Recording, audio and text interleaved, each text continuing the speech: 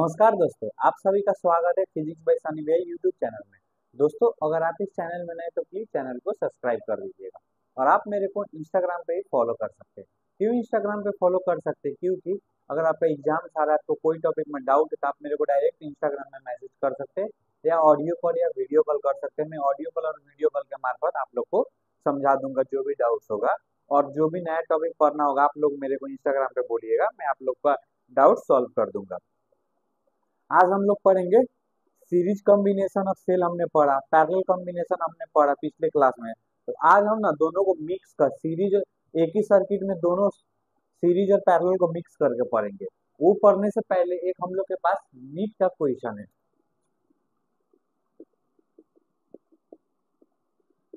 NEET का question है, क्या बोल रहा है? A battery consist of variable N identical of cell. Battery क्या होता है? ईएमएफ और उसके अंदर इंटरनल रेजिस्टेंस होता है, मैंने बताया था। EMF internal resistance, EMF internal resistance कितना तो एन ठो है। ये सारे क्या है? आइडेंटिकल है। सारे क्या है? आइडेंटिकल है। बोल के रखा है सारे आइडेंटिकल है और सारे को सीरीज में जोड़ के रखा है। फिर से इनको तो कुछ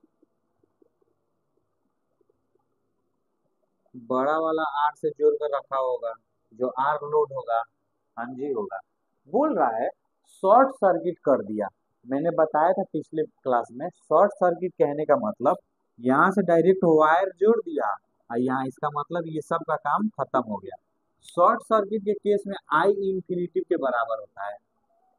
शॉर्ट सर्किट के केस में आई जो होता है मेरा इंफिनिटी तक जाता है। एक सेल रहे, अगर सेल एक रहेगा, एक सेल रहेगा तब भी आई का वैल्यू इंफिनिटी जाएगा। 100 सेल रहेगा तब भी मेरा आई का वैल्यू क्या होगा? इंफिनिटी तक जाएगा। 1000 सेल होगा तब भी मेरा आई का वैल्यू क्या होगा? इंफिनिटी तक जाएगा। कहने का अर्थ, आई क्या चीज पर डिपेंड नहीं कर रहा है? डजंट डिपेंड अपॉन नंबर पे। नंबर पे डिपेंड नहीं कर रहा है, नंबर कितना ही बढ़ा दे आई तो मेरा इंफिनिटी भी रहेगा। तो ये ऑप्शन होगा? नहीं होगा। देखिए, नंबर बढ़ रहा है तो आई भी बढ़ रहा है, ये भी ऑप्शन नहीं होगा। नंबर बढ़ रहा है लेकिन आई का वैल्यू उतना ही है, तो ये मेरा करेक्ट ऑप्शन होगा। पता है 2018 का क्वेश्चन है ये। 2018 में ना बहुत सारे बच्चे ये लगा के आ गए थे। क्यों? नंबर, वो सोचे नंबर बढ़ेगा तो करंट ज्यादा बढ़ेगा। हाँ, ये बात सही है, नंबर बढ़ेगा तो करंट बढ़ेगा। लेकिन अगर यहाँ पे शॉर्ट सर्किट नहीं दिया रहता ना तो आप ये ऑप्शन टिक करेक्ट करके आते। जो कि मेरा शॉर्ट सर्किट दे दिया है, शॉर्ट सर्किट के केस में आई इंफिनिटी तक जाता है। जितना भी वैल्यू रहे, जितना भी सेल रहे, आई का वैल्यू इंफिनिटी भी रहेगा शॉर्ट सर्किट के केस में। तो ये मेरा करेक्ट ऑप्शन बैठेगा, ये गलत बैठेगा। समझ आए? चलिए आज का मेजर टॉपिक शुरू करते हैं, मिक्स्ड ग्रुपिंग। आज का मेजर टॉपिक हम लोग का मिक्स्ड ग्रुपिंग।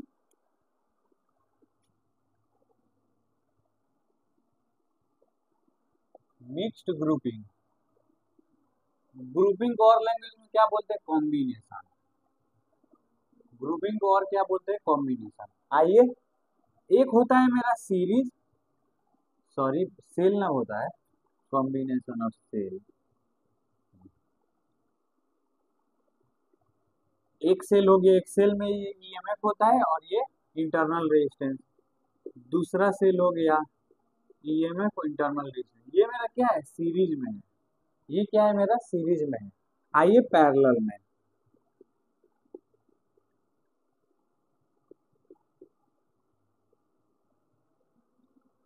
ये मेरा क्या है? पैरेलल में है। मिक्स्ड ग्रुप में ये कहता है ये दोनों को मिला देंगे, ये दोनों को एक में मिला दो और फिर उसका करंट का वैल्यू निकालो। ये मैं बता दूं, ये सिर्फ आइडेंटिकल के लिए हम पढ़ते हैं।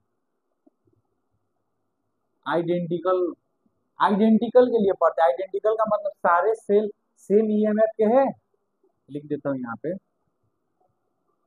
All the cells are of same EMF and internal resistance. सारे सेल सेम ईएमएफ और इंटरनल रेजिस्टेंस, इन दोनों को मिला के हम लोग को करंट का वैल्यू निकालना है। आइए दोनों को मिलाते हैं। आपने मैट्रिक्स पढ़ा है? मैट्रिक्स, मैट्रिक्स में कैसे होता है? इसको क्या बोलते हैं? रोज। और इसको क्या बोलते हैं? कॉलम।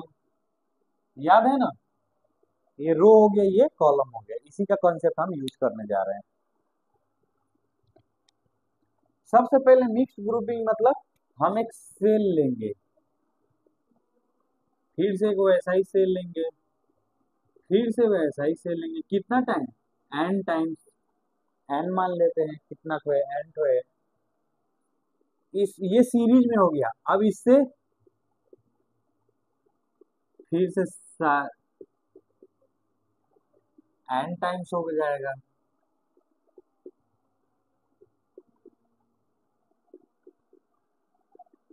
एन टाइम्स हो जाएगा।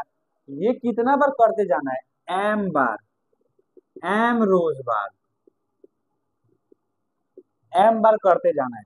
फिर इसको लोड रेजिस्टेंस से जोड़ देंगे। ये मेरा क्या हो गया? Load resistance.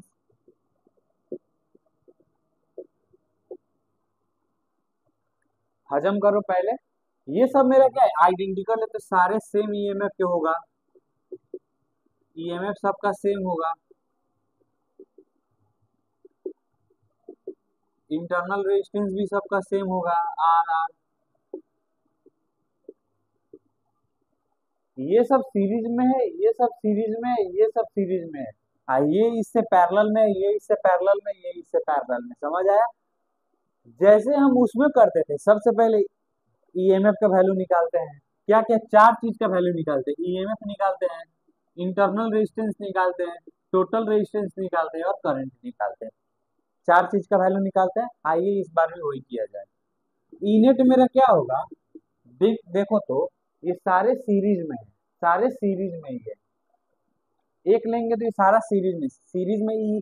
इनेट का वैल्यू क्या होता है? N E. पिछली बार पढ़ाया था, एन ई। जो कि मेरा इससे ये पैरेलल में है।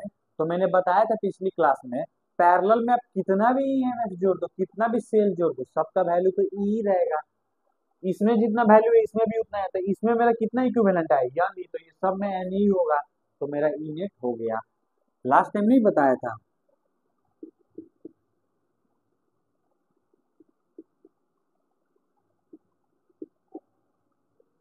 अगर ई पैरेलल में मैं जाऊंगा, सारे आइडेंटिकल होगा, तो ई नेट मेरा क्या है? ई आ जाएगा। पैरेलल में जोड़ने का इसीलिए कोई मतलब नहीं होता। उसका ईएमएफ तो एक ही ईएमएफ के बराबर आता है। तो इस लाइन में इसका ईएमएफ ई है, तो इस सब का ईएमएफ क्या है? एन ई है। तो तीनों पैरेलल में है, तो क्या पैरेलल के लिए तो कोई बात नहीं, पैरेलल में तो सिर्फ बराबर रहता है। पिछली क्लास का बात है ये। ई मेरा हो गया, ई मेरा हो गया।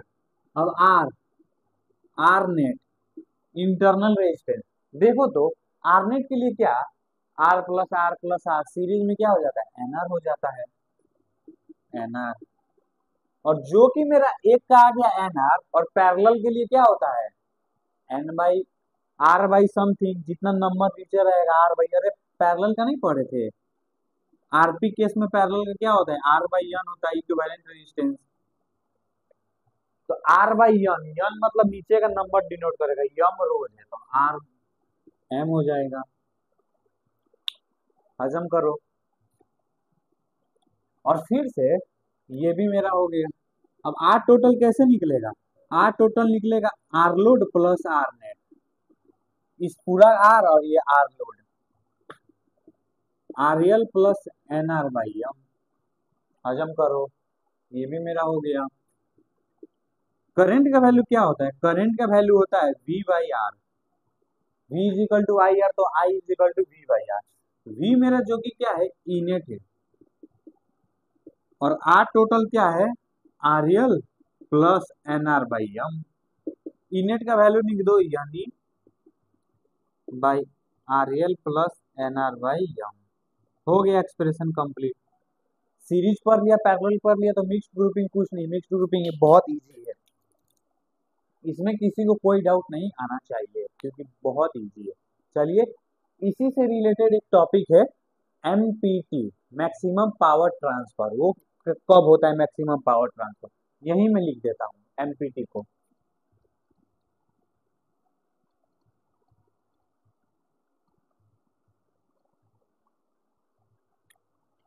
एक टॉपिक आता है मैक्सिमम पावर ट्रांसफर, जिसको एमपीटी कहा जाता है।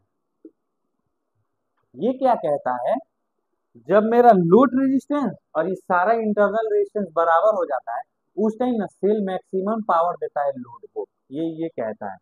इसका थ्योरी क्या है, when the load resistance becomes equal to the net internal resistance, then power supplied by the cell to the load is maximum। कहने का अर्थ है, जब मेरा लोड रेजिस्टेंस ना आरनेट के बराबर हो जाएगा। आरनेट मैंने क्या निकाला था, आरनेट मैंने निकाला था NR/M। जब ये मेरा केस हो जाएगा ना, तो जो भी बैटरी पावर जनरेट करता है बहुत ज्यादा मैक्सिमम हो जाएगा। आइए इसका एक्सप्रेशन, हमने अभी पढ़ा है करंट का वैल्यू होता है NE/RL प्लस NR/M। NE/RL को क्या लिख सकता हूँ, NR/M प्लस NR/M लिख सकता हूँ। तो आई मेरा क्या हो जाएगा, NE/NR 2NR/M, एन से एन कैंसिल, तो आई मेरा क्या हो जाएगा, ME/2R। हजम करो, आई मेरा क्या हो जाएगा, NE/2R। ये होता है एमपीटी, मैक्सिमम पावर ट्रांसफर। बहुत ही इजी था, जब लोड रेजिस्टेंस के बराबर हो जाएगा इंटरनल रेजिस्टेंस का मैक्सिमम पावर होता है। आइए एक दो क्वेश्चन करते हैं। ये हम लोग के पास प्रश्न आया, a cell of internal resistance R. Cell में क्या होता है, ईएमएफ होता है और एक इंटरनल रेजिस्टेंस होता है। इसको ला के लोड रेजिस्टेंस से हम जोड़ देंगे। आरएल हो गया, इंटरनल रेजिस्टेंस हो गया, ये ईएमएफ हो गया।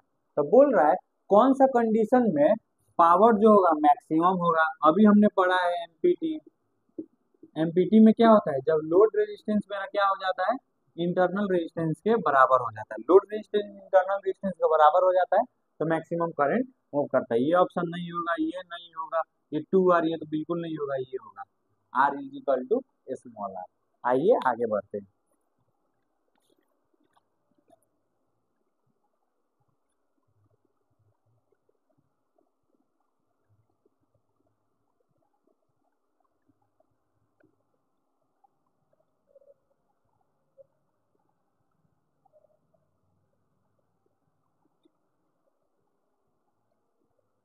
हम लोग का नेक्स्ट टॉपिक है Joule law of heating effect. आपने देखा होगा कोई भी तार ज्यादा देर तक उसमें करंट पास होता है तो वो तार का, दुनिया में कोई भी ऐसा तुम इलेक्ट्रॉनिक डिवाइस बता दो, तो कोई भी ऐसा डिवाइस बता दो जो काम करने पर गर्म ना हो। सब होते हैं, जिसमें जिसमें बैटरी होता है, जिसमें जिसमें करंट मूव करता है, तो ऐसा कोई डिवाइस नहीं है जिसमें करंट मूव करे और वो गर्म ना हो। तो हम लोग को पढ़ना है उसका हीटिंग इफेक्ट कितना होता है, एनर्जी उसमें कितना होता है। एक मैंने वायर माना, इसमें एक रेजिस्टेंस मेरा आर हो गया, आर रेजिस्टेंस हो गया, इसमें मेरा करंट मूव कर रहा है। तो टी टाइम में मैंने माना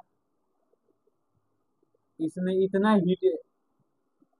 हीट इसने निकाला।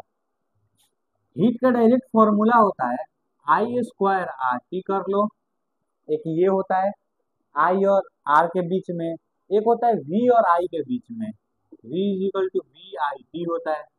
एक होता है ना वी और आर के बीच में, V²/RT होता है।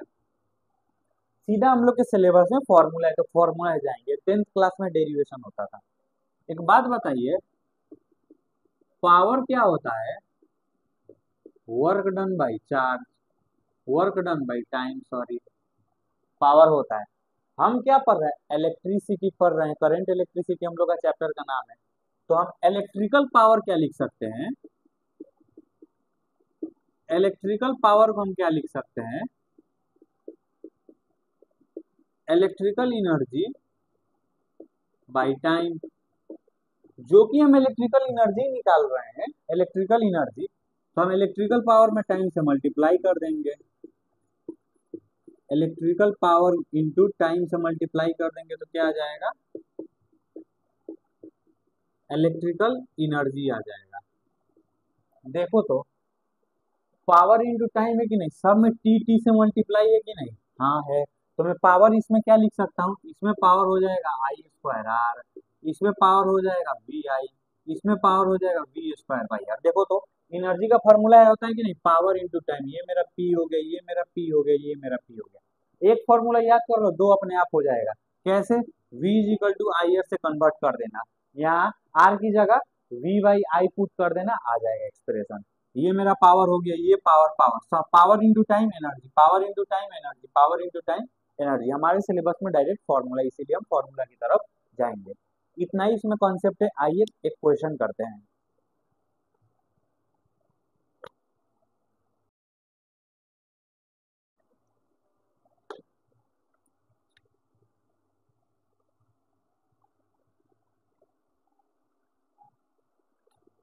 ये हम लोग के पास एक प्रश्न है, the H amount of thermal energy, thermal word क्यों किया, हमने अभी पढ़ा joule law of heating effect. Joule कहने का मतलब एनर्जी होता है और हीटिंग कहने का मतलब थर्मल होता है, इसीलिए the H amount of thermal energy word आया, एनर्जी थर्मल इससे आया। समझ आया, क्वेश्चन को आगे पढ़िए। The H amount of thermal energy develop in a resistor in 10 second. ठीक है, पहला कंडीशन में क्या बोला है, फर्स्ट केस में एच अमाउंट ऑफ मेरा थर्मल एनर्जी है, टाइम कितना है 10 सेकेंड में जी। When a current is of 1 ampere, current मेरा कितना है 4 एम्पेयर करंट है, पास थ्रू इट। तो यहाँ से मैं क्या निकाल सकता हूँ, एच के बदला आई स्क्वायर आर टी मेरा फॉर्मूला है। एच इज इक्वल टू, क्यों मैंने ये चूज किया, क्यों आपने वो तीन फॉर्मूला आपने बताया था अभी, I square R T, H is equal to V I T, H is equal to V square by R T. क्यों मैंने यही फॉर्मूला चूज किया, क्योंकि मेरे को रेजिस्टर के बारे में दिया था, आर दिया था, करंट के बारे में दिया था और टाइम के बारे में दिया था, इसीलिए मैंने यही चूज किया। ये क्यों नहीं चूज किया, वोल्टेज का बात किया ही नहीं है, वोल्टेज का बात किया ही नहीं, यहाँ पे वोल्टेज का बात किया ही नहीं, तो ये दो फॉर्मूला इसीलिए मैंने चूज नहीं किया, यही फॉर्मूला चूज किया। चलिए इसमें वैल्यू अब सीधा पुट कर दीजिए, 4 इंटू 4 इंटू आर इंटू 10, क्या हो जाएगा 16 इंटू आर इंटू 10, इसको इक्वेशन 1 मान। सेकेंड केस में क्या बोला है, जो एच है ना वो एच डैश हो गया है, एच डैश हो गया है, टाइम क्या हो गया है, टाइम उतना ही है 10 सेकेंड है, टाइम 10 सेकेंड है, करंट को क्या कर दिया है 16 एम्पेयर करंट को बढ़ा दिया है, तब मेरा हीट क्या होगा, एनर्जी क्या होगा, आइए देखते हैं। ऑब्वियसली करंट बढ़ा है तो एनर्जी भी हीट ज्यादा ही हीट के फॉर्म में ज्यादा ही तार गर्म होगा। तो H dash is equal to क्या, same formula I square R T, I कितना है मेरा 16 इंटू 16 इंटू आर इंटू 10, तो इसको मैं 16 इंटू आर इंटू 10 इंटू 16 करके फॉर्म में लिख सकता हूँ, एच डैश इक्वेशन 2 मान लिया। अब क्या कर लो, 1 और 2 का मेरे को रेशियो निकाल लो, H by H dash, H कितना है 16 इंटू आर इंटू 10 और एच डैश कितना है 16 इंटू आर इंटू 10 इंटू 16, ये इतना इतना पूरा कट गया, तो 16 H is equal to H dash में आ गया। हाउ इजी, सी फॉर्मूला डालो और आंसर निकल गया, ये मेरा करेक्ट ऑप्शन बैठ रहा है। आइए और आगे बढ़ते हैं। ये हम लोग के पास एक बहुत ही इजी, सबसे अभी तक मैंने जितने बार फिजिक्स पढ़ा है सबसे इजी क्वेश्चन, एक बात जान लीजिए, इंटरनल रेजिस्टेंस का एक और फॉर्मूला होता है। इंटरनल रेजिस्टेंस का क्या होता है तो काम नहीं लगेगा, लेकिन याद रखिए, क्या पता बोर्ड का लेवल अब क्या हो गया है, कुछ भी आ सकता है। EMF minus TPD, terminal potential difference by terminal potential difference into R load, ये फॉर्मूला होता है किसका? इंटरनल रेजिस्टेंस का। इसको याद रखिएगा। ये मेरा क्या है? Terminal potential difference.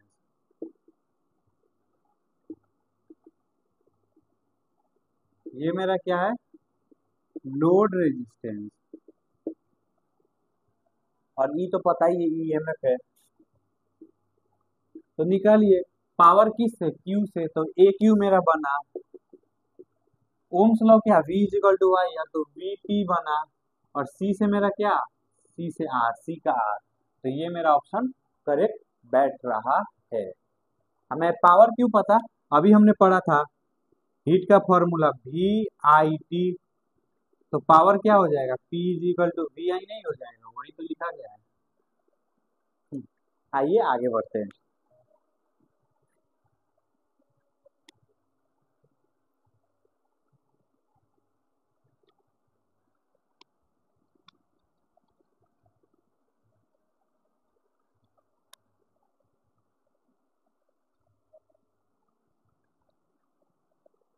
एक बहुत ही इंपॉर्टेंट टॉपिक, नोट का टेंशन मत करिए, पीछे में जितना चीज लिख रहा हूँ वीडियो क्लास में आपको मिल जाएगा। बहुत ही इंपॉर्टेंट टॉपिक क्या? पावर रेटिंग और पावर कंजप्शन। बहुत जन इसको सेम मानते हैं। क्या हम लोग का टॉपिक है? Power rating and power consume. बहुत जन इसको सेम मानते हैं। पावर रेटिंग को डिनोट करते हैं पी और नीचे सफिक्स में आर से, और इसको सिंपली पी से डिनोट करते हैं। कोई भी डिवाइस में ना दो तरीके का पावर होता है। There are two types of power on any device. कोई भी डिवाइस में दो तरीके का पावर होता है। एक होता है पावर रेटिंग, जिसको पीआर से डिनोट करते हैं। एक बात बताइए, आपने अभी तक कोई भी अप्लायंसेस देखा होगा, दुकान में खरीदने जाते हो तो उसमें देखा होगा स्टाम्प लगा रहता है, हाँ इतना पावर पावर लिखा रहता है, वो होता है पावर रेटिंग। और जब आप उसको यूज कर लेते हो ना, तो कितना पावर कंज्यूम हो रहा है, तो वो बोलते हैं पावर कंजप्शन। एक बात बताइए, कोई एक बच्चा था अभी 11th में पढ़ रहा है, 11th उसने अच्छे से पढ़ा है, 12 में अभी 12 का सिलेबस उसने नहीं देखा है, तो 12 में आने से स्टार्टिंग में क्या बोलेगा? इस साल में फिजिक्स में 100 आउट ऑफ 100 लेके आऊंगा। जैसे जैसे 3 महीना बाद मेरा पूरा इलेक्ट्रोस्टैटिक्स खत्म हुआ और इलेक्ट्रिसिटी खत्म हुआ, तो मैं फिर वो बच्चे से पूछूंगा, बेटा तू फिजिक्स में कितना मार्क्स लेके आएगा? तो वो बोलेगा सर 80 मार्क्स लेके आऊंगा। सर 80 मार्क्स, 20 मार्क्स कहाँ खा गया? तो 20 मार्क्स कहाँ? दुकान में अभी आया नहीं था, अब ये यूज नहीं हुआ था, तो उसका पावर रेटिंग हाई था। तो पावर कंजप्शन क्या? वो 20 मार्क्स वो कहाँ खा गया? डर के मारे 20 मार्क्स गायब हो गया, तो उसको बोलते हैं पावर कंजप्शन। हम लोग का पूरा अर्थ में ना 220 वोल्ट का ना पोटेंशियल डिफरेंस दिया जाता है हर एक घर में, 220 वोल्ट का। याद रखिएगा। हम इसको क्या बोलते हैं? It is defined as the power dissipated, the power dissipated when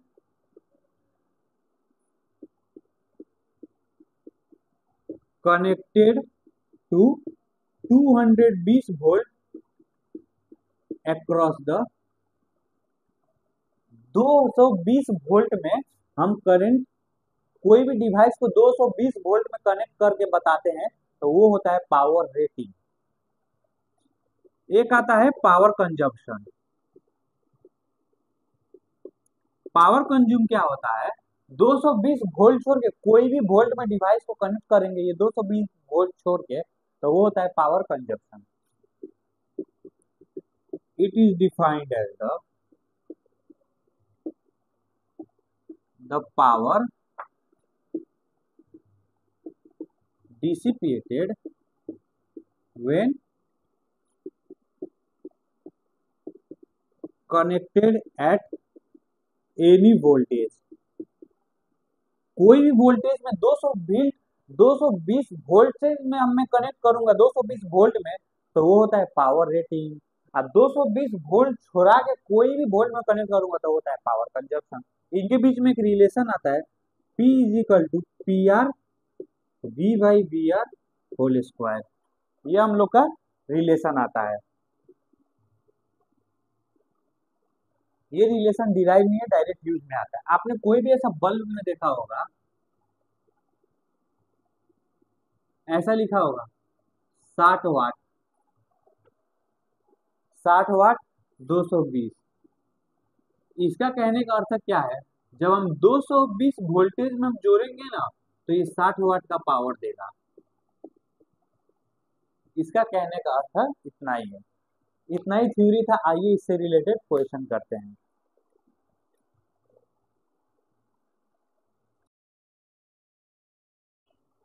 ये हम लोग के पास एक क्वेश्चन है रिलेटेड टू पावर। आइए इसको सॉल्व करते हैं। बोला है नेपाल में इलेक्ट्रिसिटी सप्लाइड होता है 220 वोल्ट का, 220 वोल्ट का। नेपाल में 220 वोल्ट का इलेक्ट्रिसिटी सप्लाई हो रहा है, और पाकिस्तान में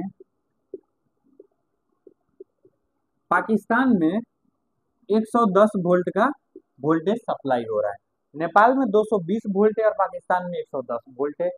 इसका जो पावर है, तो ये क्या है, 220 वोल्ट मैंने बोला था ये पावर रेटिंग होता है। पावर रेटिंग दिया है 60 वाट का, और इसका रेजिस्टेंस दिया है आर, दिया है आर लोड आर दिया है। अब बोला है रेजिस्टेंस ऑफ, इसका जो ये 110 वोल्ट है तो ये पावर कंजम्पशन है, पावर कंज्यूम। तो इसका पी दिया है मेरे को 60 वाट का, इसका ही पी 60 वाट का दिया है, तो इसका रेजिस्टेंस कितना होगा ये मेरे को बताना है। अभी अभी हमने फॉर्मूला पढ़ा है, पी का फॉर्मूला होता है 3, एक होता है आई स्क्वायर आर, एक होता है वी आई होता है, एक होता है वी स्क्वायर बाई आर। देखिए तो किसका किसका बात किया है, यहाँ पे बात किया है पावर का, वोल्टेज का और रेजिस्टेंस का। तो ये फॉर्मूला पावर, वोल्टेज और रेजिस्टेंस, इन तीन में से हम ये वाला फॉर्मूला यूज करेंगे। तो चलो आओ एक फॉर्मूला को हम यूज करके चलते हैं। पावर का फॉर्मूला होता है V square by R. Nepal के लिए पावर कितना है, 60 वाट का पावर है नेपाल में। वी कितना है, 220 वोल्ट का है, तो स्क्वायर कर देंगे, और रेजिस्टेंस आर दिया है, इसको इक्वेशन 1 मान लेंगे। अब पाकिस्तान में कितना दिया है पावर, पाकिस्तान में पावर दिया है 60 वाट का पावर ही दिया है, और वी कितना दिया है 110 का होल स्क्वायर, और नीचे आर डैश मान लेते हैं, इसको इक्वेशन 2। एलएचएस का दोनों सेम है तो हम इक्वेट क्या कर देंगे, equating 1 and 2, equating equation 1 and 2, दोनों इक्वेशन को क्या कर देंगे, हम इक्वेट कर देंगे। तो देखिए क्या होगा, 220 का square by R is equal to 110 का स्क्वायर बाई आर डैश कर देंगे। अब निकाल दो, आर डैश ऊपर चल जाएगा तो ये आर ऊपर चल जाएगा, आर इंटू 110 का होल स्क्वायर बाई 220 वोल्ट का होल स्क्वायर। इसको सॉल्व करोगे तो क्या आएगा, आर बाई 4 आएगा। कि क्या आएगा, मैं अपना बुद्धि लगा के बोलता हूँ, जैसे ये कम दिया तो रेजिस्टेंस ऑब्वियसली और घटेगा, तो ये आर बाई 4 ही होगा। तुम लोग कैलकुलेट कर लेना है, ये हो जाएगा आर बाई 4। इजी क्वेश्चन था, कुछ टफ नहीं था, जस्ट फॉर्मूला यूज हुआ था। आइए आगे का next topic, heating coil of series और पैरेलल में देखेंगे, सीरीज एंड पैरेलल में देखेंगे। हीटिंग कॉइल, मानो मैंने बाल्टी लिया, ये मैंने बाल्टी लिया, इसमें यहां तक पानी भर दिया, यहाँ तक मैंने क्या कर दिया, पानी भर दिया। इसमें एक हीटिंग कॉइल आपने देखा होगा, इलेक्ट्रिक चूल्हा में हीटिंग कॉइल लगता है, तो ये पानी को गर्म करने में मान लो टी समय लेगा। ये ना सीरीज में ना पैरेलल में। अब आइए एक सीरीज में करके देखते हैं।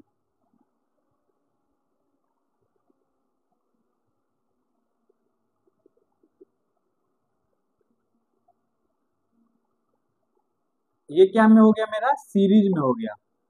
दो कॉइल है, तो मान लीजिए इसने T1 टाइम लिया और इसने T2 टाइम लिया पानी को गर्म करने में। तो सीरीज में क्या होता है, T net T1 plus T2 series में सीधा सीधा हम ऐड करते हैं। तो सीरीज में जैसे हम कोई भी हीटिंग कॉइल को लगाएंगे तो पानी गर्म करने में क्या ज्यादा टाइम लेगा, T1 प्लस T2। अरे मान T1 है मेरा 2 आवर और T2 है मेरा 3 आवर, तो सम कितना आ जाएगा, टी नेट 5 घंटा में मेरा पानी गर्म करके देगा। 5 घंटा में पानी गर्म करके देगा। तो हम क्या करेंगे, जुगाड़ लगाने के लिए हम पैरेलल में देखेंगे एक बार, पैरेलल में क्या होता है। यहाँ तक मानिए पानी भरा है,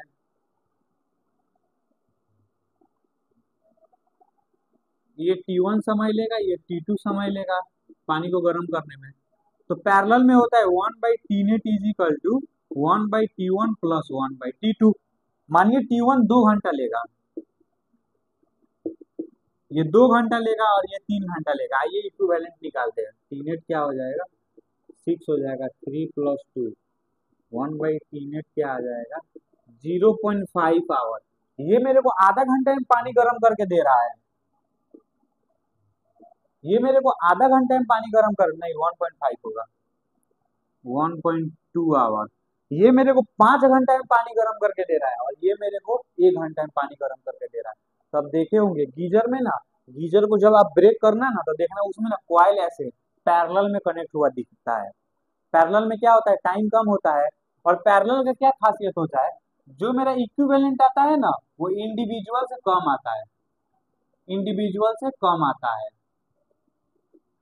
देखिए तो इक्विवेलेंट मेरा कितना है, टी नेट इक्विवेलेंट आया 1.2 आवर और इंडिविजुअल T1 का वैल्यू कितना मैंने पुट किया है, T1 का 2, T2 का कितना 3। देखिए तो टीनेट मेरा इंडिविजुअल से कम आएगी ना, या इसका 2 से तो 1.2 आया, 3 से 1.3। सीरीज में क्या होता है, सीरीज में इंडिविजुअल से ज्यादा आता है।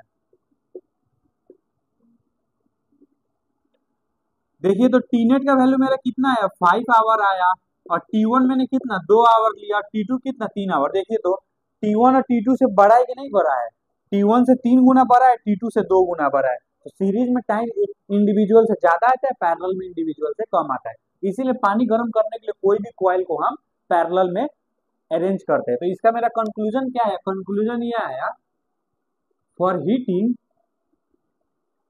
We use coil in parallel, parallel में हम यूज करते हैं। आइए क्वेश्चन करते हैं।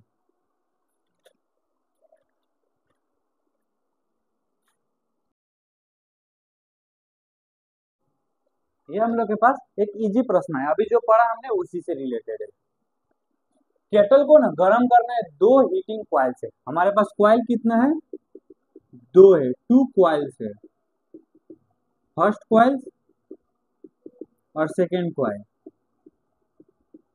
फर्स्ट कॉइल ना T1 समय में ना 10 मिनट में हीट करता है और सेकेंड कॉइल T2 40 मिनट में हीट करता है। तो अगर हम इन कॉइल को पैरेलल में कनेक्ट कर देंगे तो मेरा कितना समय में हीट कर सकता है सेम वाटर को।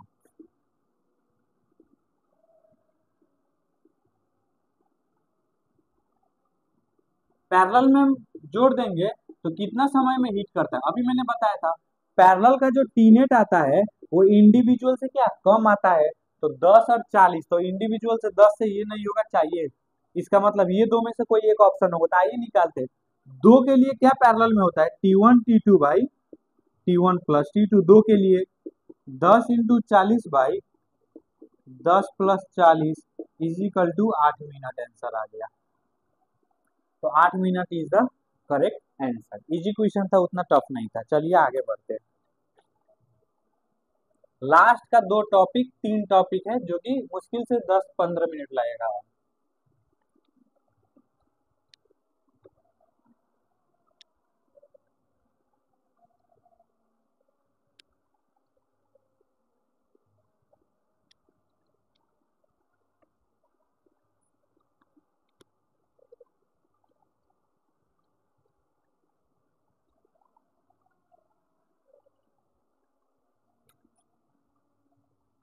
टोटल पावर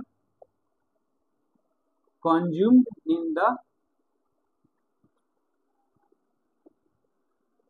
series and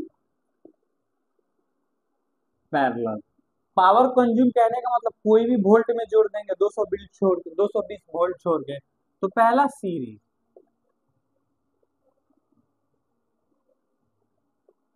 ये क्या में हो गया, मेरा सीरीज में हो गया। तो पावर नेट सीरीज में क्या होता है, मानिए P1 पावर पे P2, तो डायरेक्ट हम जोड़ देंगे P1 प्लस P2, और ये R इसका रेजिस्टेंस है, तो R क्या हो जाएगा, R नेट भी डायरेक्ट जोड़ देंगे R1 plus R2। Power series में सिंपली ऐड कर देंगे पावर कंज्यूम, और पैरेलल में भी ऐड होता है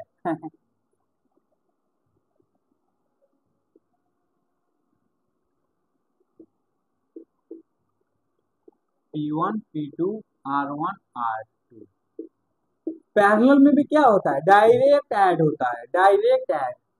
डायरेक्ट हम पावर कंज्यूम को ना डायरेक्ट सीरीज और पैरेलल में डायरेक्ट ऐड करते हैं, और रेजिस्टेंस क्या हो जाएगा, R net is equal to 1/R1 plus 1/R2। ये डायरेक्ट इतना समझो, सीरीज हो चाहे पैरेलल हो, पावर कंज्यूम डायरेक्ट ऐड होता है। सीरीज हो चाहे पैरेलल हो, सीरीज हो चाहे पैरेलल हो, पावर कंज्यूम्ड डायरेक्ट ऐड होता है, ये कंक्लूजन है। अब आइए पावर रेटिंग पढ़ते हैं, पावर रेटिंग क्या कहता है।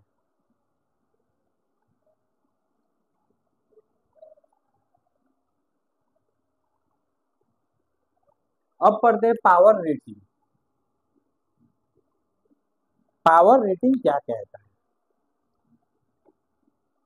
पावर रेटिंग दूसरा सीन बदल जाए। अभी हमने पढ़ा था पावर का फॉर्मूला होता है वर्क डन बाय चार्ज, तो हम क्या पढ़ रहे हैं, इलेक्ट्रिकल पावर, इलेक्ट्रिसिटी पढ़ रहे हैं ना। इलेक्ट्रिकल पावर का फॉर्मूला होता है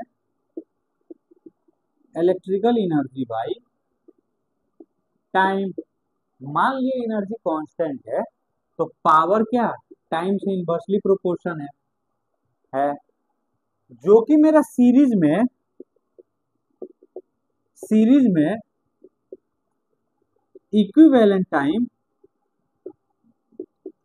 इंडिविजुअल टाइम से ज्यादा आ रहा था, बताया था पिछली थोड़ा देर पहले, इंडिविजुअल टाइम से ज्यादा आ रहा था, तो मेरा पावर क्या, पावर कम होगा। पावर कम कहने का मतलब रेसिप्रोकल में, तो इसमें हो जाएगा 1/P net is equal to 1/P1 plus 1/P2, और रेजिस्टेंस में सीधा जुड़ जाएगा क्योंकि सीरीज है 1/R1 प्लस R2। समझ आया ना इन्वर्स क्यों किया, जो कि मेरा पैरेलल में क्या हो रहा था, पैरेलल में मेरा क्या हो रहा था, इक्विवेलेंट टाइम इंडिविजुअल टाइम से कम आ रहा था। तो टाइम कम तो पावर क्या, टाइम कम हुआ तो पावर क्या बढ़ गया, तो इसमें पी नेट हम डायरेक्ट कैसे लिख सकते हैं, P1 प्लस P2, 3 रहेगा तो 4, और resistance direct 1/R1 1/R1 plus 1/R2, और रहेगा तो और जोड़ दियो, इजी कंसेप्ट है। आइए क्वेश्चन करते हैं, ये हम लोग के पास क्वेश्चन है। पावर डिसिपेटेड, देखिए पावर रेटिंग के लिए ना वहां पे फिक्स होना पड़ा, पावर डिसिपेटेड है, कैसे पता चला ये पावर कंज्यूम्ड है, कैसे पता चला ये पावर कंज्यूम्ड है, पावर रेटिंग नहीं है, क्योंकि पावर रेटिंग में तो कितने में जोड़ना पड़ता है, 220 वोल्ट में पावर रेटिंग में जोड़ना पड़ता है, जो कि मेरा 10 वोल्ट है, तो इसीलिए क्या है मेरा ये पावर रेटिंग दिया है, पावर कंज्यूम, पावर रेटिंग नहीं दिया है, पावर कंज्यूम दिया है, तो हम इसको क्या बोलेंगे, पावर कंज्यूम्ड। आइए सॉल्व करते हैं। पावर कंज्यूम्ड मेरा दिया है 30 वाट, 30 वाट पावर कंज्यूम दिया है, तो मेरे को बताना है आर का वैल्यू क्या होगा। देखिए तो ये दोनों क्या है, सीरीज में कि पैरेलल में, पैरेलल में है, तो पैरेलल में आर नेट कैसे निकलता है, 2 के लिए R1 into R2 by R1 plus R2, तो R इंटू 5/5 प्लस R हो गया। पावर का फॉर्मूला क्या है? 3 पावर का फॉर्मूला है। Power is equal to I square R, power is equal to V I, power is equal to V square by R, जो कि मेरा V और R के बीच में ही रिलेशन, इसीलिए मैं यही फॉर्मूला यूज करूंगा, वी स्क्वायर बाई आर। तो पावर मेरे को दिया है 30, वी स्क्वायर मेरे को दिया है 10 स्क्वायर, और भाई आर दिया है नीचे R इंटू 5/5 प्लस आर। इसको मैं सॉल्व करूंगा तो क्या आ जाएगा मेरा, ये ऊपर चल जाएगा, ये इधर आ जाएगा। 30×5 150 R is equal to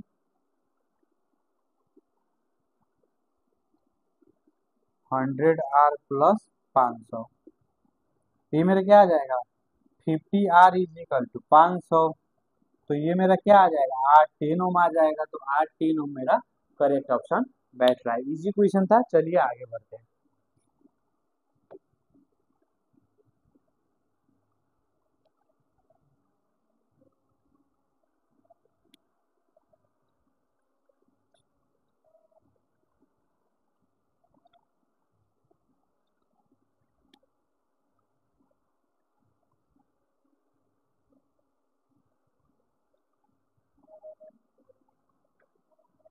last topic आज का,